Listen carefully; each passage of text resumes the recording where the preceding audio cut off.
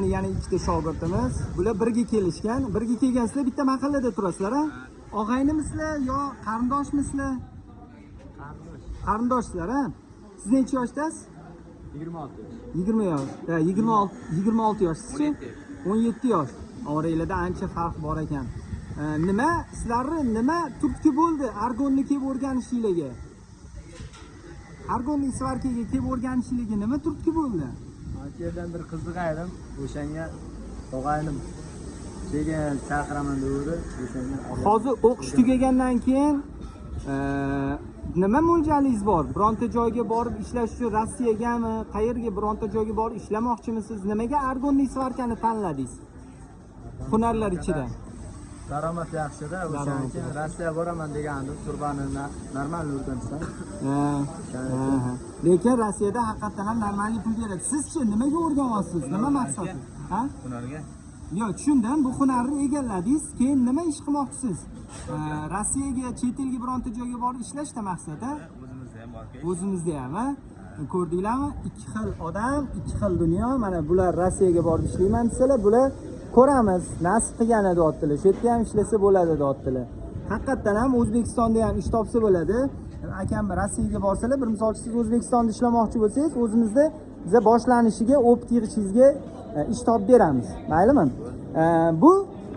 Bu hunarda 2 yildan keyin o'zingizlarni qay darajada ko'ryapsizlar? Taxminan qancha oylik baribir ko'nglingizga Alloh solib qo'ygan qanaqadirki summa bor-ku, necha pul topaman deyapsizlar taxminan mana shu hunar orqasidan. Siz 25-30 gap yo'q. Endi Rossiyada 25-30 olsa ham bo'lmaydi. Sizchi taxminan?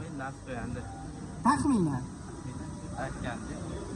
O'sha 25-30 xudo xolasa. Endi sizlarga savol.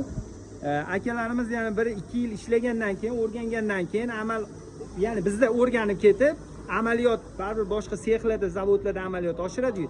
2 yil, 2,5 yilda shu summaga chiqa oladimi yo'qmi? Kommentda yozinglar, o'zlari ham o'qib ko'rishadi. Men o'ylaymanki, juda ham qiziq bo'ladi. Eng qizig'i bizani argonchikda ham kuzatib boradi. Bironta ishlayotgan joylarda qancha oylik olasizlar, kommentga yozib qoldiringlar. Bu kishilar ham o'qib ko'radi, o'zi uchun tushuncha hosil qiladi. 25-30 million topsa bo'ladimi 2 yil, 2,5 yil ichida o'qib zo'r oshirib olgandan keyin? Men o'ylaymanki, bu yerda o'qib chiqqandan keyin bironta joyga borib yaxshigina ish topa oladi bular. Nima deysizlar? O'z fikringizni kommentariyga yozib qoldiringlar. Bu jigarlarimizga omad tilab qolinglar. Qashqadaryodan kelgan jigarlarimiz. Qaranglar, yotoqxonadagi sharoitlar hammasi yaxshimi? Kamchiliklar yo'qmi aka? Yaxshi. Omad tilab qolinglar. Bu yigitlarni taniganlar ismlarini yozib, nomer ading deb ketishingizdan chiqmasin. Nimaga biz maqtaymiz hammani? O'rganaman deb kelganda bularga motivatsiya berish kerak. Bo'lmaysan, uyida deb kam qidirursa har bir ishidan har safar yaxshi ham deyish kerak, maqtash ham kerak. Nima dedinglar? O'z fikringizni kommentariyaga yozib qoldiringlar. Balki men adashayotgandirman. Balki bu to'g'ri qarordir.